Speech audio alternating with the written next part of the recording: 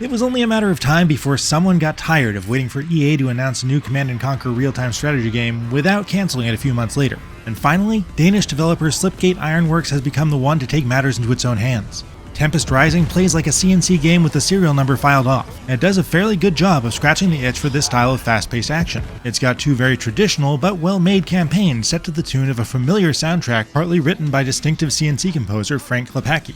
Given how closely it follows that template though, it's a little disappointing that it didn't have more fun building personality and atmosphere between missions. The harebrained mission had been accomplished. Heads up, in this review I'm specifically covering the single-player campaigns of Tempest Rising. For thoughts on multiplayer, check out IGN.com after launch. Too easy.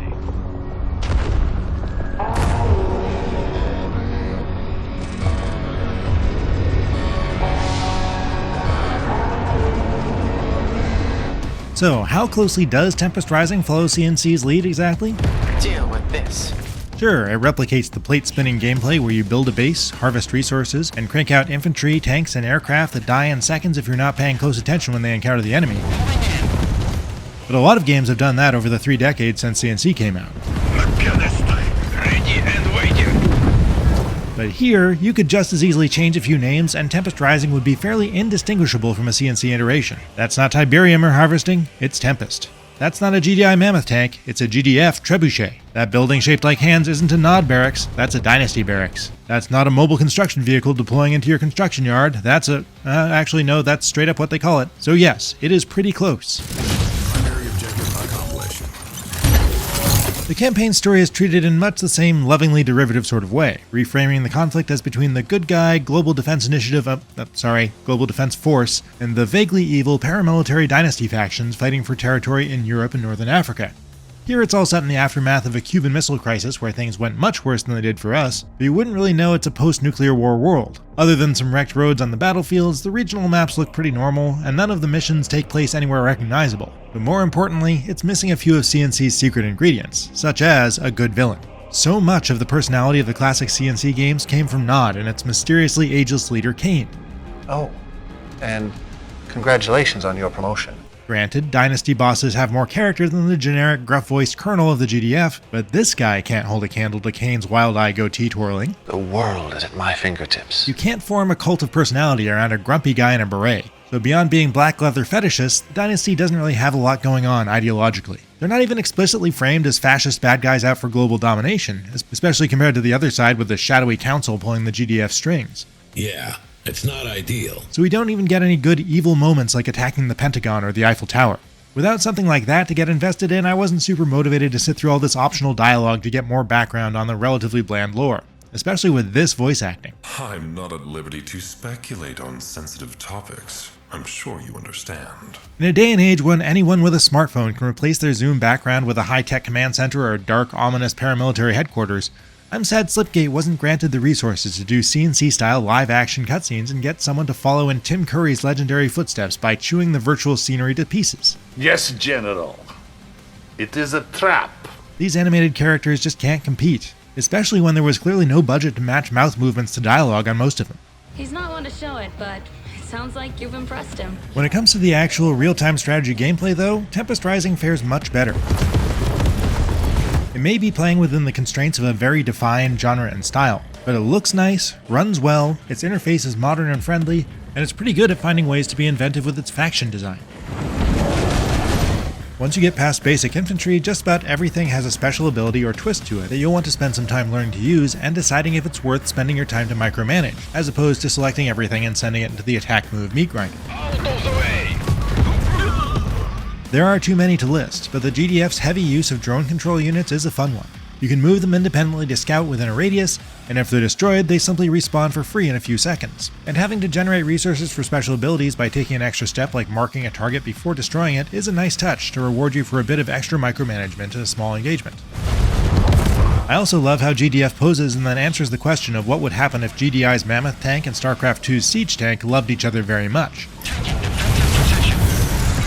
Which is some excellent wish fulfillment for fans of both those series. These trebuchet hybrids deploy and undeploy really quickly, which drives home how micromanagement heavy Tempest Rising is built to be. You don't need to constantly flip back and forth between mobile and stationary modes, but you'll get more firepower out of them if you do. On the other side, the Dynasty's scrap truck is a wildly powerful unit that automatically repairs every vehicle or building in a radius while it's stationary, and it can deploy to become a turret structure with an even bigger repair range. You can then use that to expand your base building area and stock it with flame and missile turrets, so you can very quickly create a vehicle repair outpost with self-healing defenses right on the enemy's doorstep. That, combined with their ultra-long-range Porcupine missile trucks and deadly sand launchers to fend off air attacks, makes Dynasty a fantastic offensive turtling faction. And when you want to get a bit more aggressive, they can literally roll out a giant metal ball that flattens any tanks or infantry in its path if they can't destroy it first. All in all, the variety of missions once you get past the first few tutorials is respectable but expected. There's a lot of base cracking, defense holdouts and last stands, and commando missions where you're playing with a limited number of units led by one powerful specialist. And just about all of them come with optional objectives for you to cross off that might encourage replays. It's interesting that some of them don't even pop up unless you scout out the whole map, though if you're trying to do everything in one go, that might be a bit of a troll. It's all well done, but again, it's very conventional. There's nothing here that thinks radically outside the box or effectively builds minigame modes around unit abilities the way StarCraft 2 did 15 years ago. They are a good time to smash through, but very few stand out. Primary objective accomplished. Like nearly every RTS campaign ever made, Tempest Rising gradually gives you access to new units and airstrike support abilities as you go. But here you also choose to unlock new global upgrades every mission from one of 3 linear trees, plus you can unlock and then mix and match upgrades to fill an expanding number of slots. Some of these are minor but useful, such as adding burn damage over time to Dynasty's flamethrowers or stat bonuses that start units out with a veterancy level. Some feel a little bit exploitive, like the one that increases infantry vision range by 50%, which makes them incredibly effective spotters for artillery. A few, though, are meaningful choices that I'd definitely think hard about if I were to play through again on a higher difficulty. The biggest of these for me was the Stolen Plans abilities that let you build some of the opposing faction's vehicles without having to capture any buildings. Some of those are game changers that help me break through defensive lines quickly. It's true that leaning on these can homogenize campaigns a bit rather than emphasizing what makes each faction unique, but I appreciate being able to customize my force. Oh, also, the ability to repack the scrap truck after deploying it was a huge upgrade that saved me from having to build a fleet of them.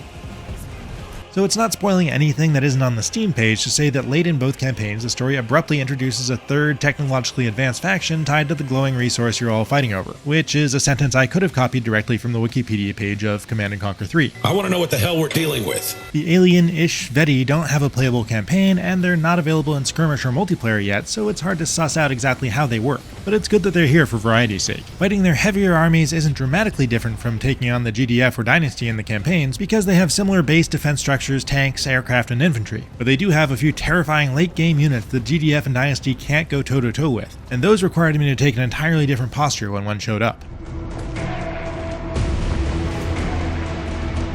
Tempest Rising's 2 good-sized single-player campaigns are a large helping of comfort food for RTS fans old enough to remember Command & Conquer in its heyday, and a way for everyone else to sample a classic style we don't see very often anymore without having to deal with any creaky old technology. Its nature as an homage to those games does mean it's not terribly ambitious when it comes to doing anything bold you won't have seen before, but it does put its own interesting spin on faction design that kept me experimenting with abilities throughout the campaigns and prevented it from feeling like too much of a retread. The main place these campaigns disappointed a CNC fan like myself was in its straight-faced mission briefings that just can't compare to the B-movie goofiness and memorable characters of the games that inspired it. We have created Time Machine.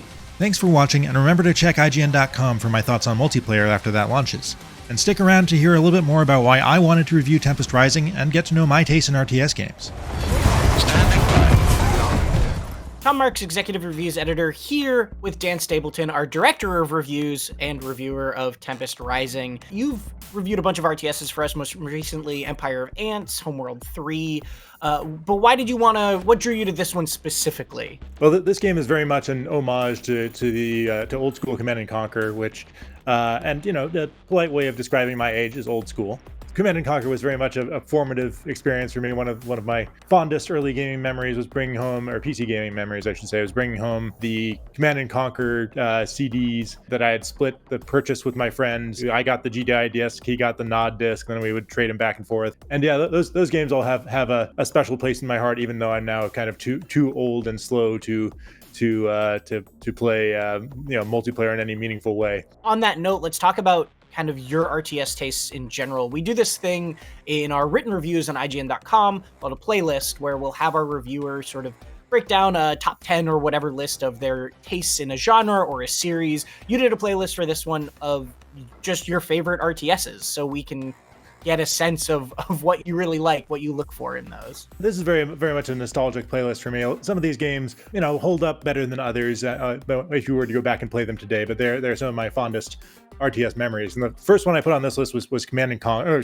not Command and Conquer, Company of Heroes, which I think is probably the highest score I've ever given to an RTS. I was back at PC Gamer when I reviewed that, but I gave it a 96. But that was a really interesting, new for the time take on RTS.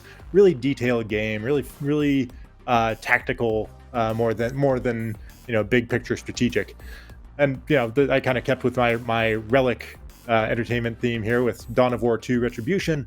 And these games have really good campaigns is one thing I really like about them. I'm more of a single player RTS guy than multiplayer, but a really good campaign. This one had a fantastic twist at the end of it. Then Homeworld is one of the classic RTS campaigns. Absolutely gorgeous game all the way around, and I'm a big sci-fi space guy. Leading into the next one, which is Sins of the Solar Empire Rebellion, which doesn't have a campaign, but you play against the computer a bunch, because I don't know about you guys, but I don't have like a ton of friends who are going to sit with me and play for like 8 hours or however long it takes to play a big space campaign. And then like the Blizzard classics, StarCraft 2, Warcraft 3. I think StarCraft 2, like the campaign is just so well done. Just the way they think outside the box and recontextualize a bunch of units and give you a bunch of optional objectives that I wish Tempest Rising had taken a little bit more inspiration from that, just because it's more straightforward. Supreme Commander Forged Alliance, going more on the big picture strategic than tactical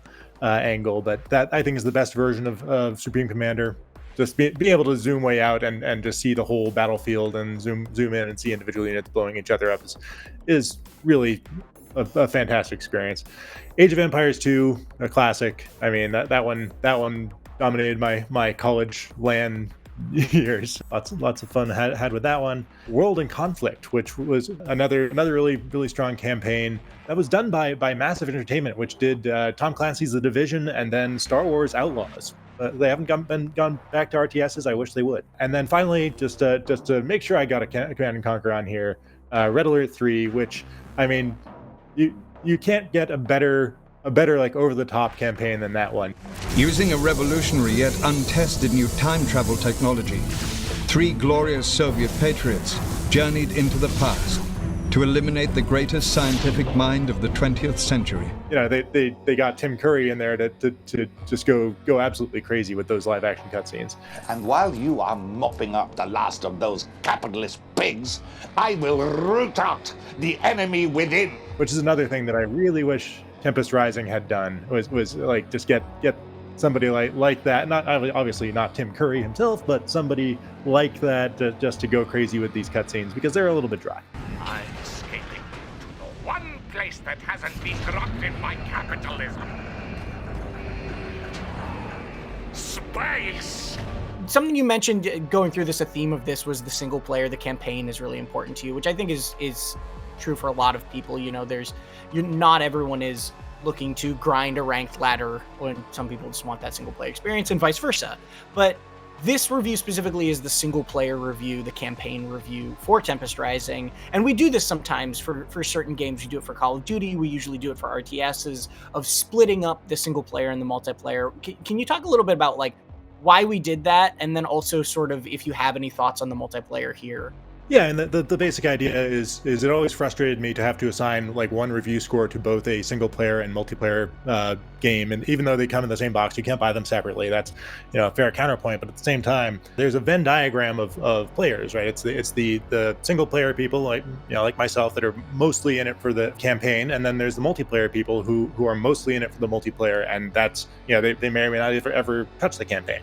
And there's people that play both. I dabble in multiplayer, but I'm mostly a single player fan. But like there are some games where the single player campaign is just awful. It's just like a tutorial and little more than that.